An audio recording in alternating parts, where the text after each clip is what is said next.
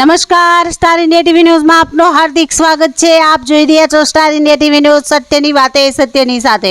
શ્રી દત્તાશ્રય આશ્રમ ખાતે ગુરુ પૂર્ણિમાનું ભવ્ય આયોજન કરવામાં આવ્યું। શ્રી દત્તાશ્રય આશ્રમ ખાતે 10 જુલાઈ 2025ના રોજ ગુરુ પૂર્ણિમાના ભવ્ય ઉત્સવ યોજાયો હતો, જેમાં પાદુકા પૂજન, મંત્ર દીક્ષા, મહાઆરતી અને મહાપ્રસાદીના કાર્યક્રમોએ ભક્તોને ગુરુ દેવદત્તની કૃપામાં ડૂબાડી દીધા હતા। આ પવિત્ર અવસરનું માર્ગદર્શન આચાર્ય શ્રી ભાવિનભાઈ પંડ્યા અને આચાર્ય શ્રી મનનભાઈ પંડ્યાએ કર્યું હતું।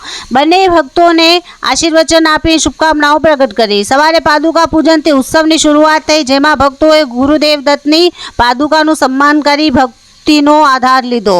બપોરે મંત્ર દીક્ષા કાર્યક્રમમાં આચાર્યશ્રીઓએ ભક્તોને પવિત્ર મંત્ર દીક્ષા આપી, જે આધ્યાત્મિક માર્ગમાં પ્રગતિ માટે પ્રેરણા બની। સાંજે મહાઆરતી અને ભક્તોને એકતામાં બાંધી અને ત્યારબાદ મહાપ્રસાદીથી દિવસની ઉજવણી પૂર્ણ થઈ, જેમાં ભક્તોએ ગુરુદેવના આશીર્વાદ રૂપી પ્રસાદ ગ્રહણ કર્યો। આચાર્ય શ્રી ભાવિનભાઈ પંડ્યાએ તેમના આશીર્વચનમાં કહ્યું હતું, ગુરુ પૂર્ણિમા ગુરુની ભક્તિ અને માર્ગદર્શનનો દિવસ છે।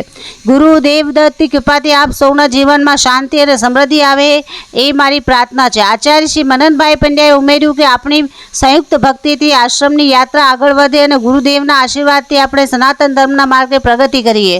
આ ઉત્સવમાં ભક્તોની મોટી સંખ્યામાં ભાગ લઈ ગુરુદેવદત્તની ભક્તિનો અનુભવ કર્યો હતો।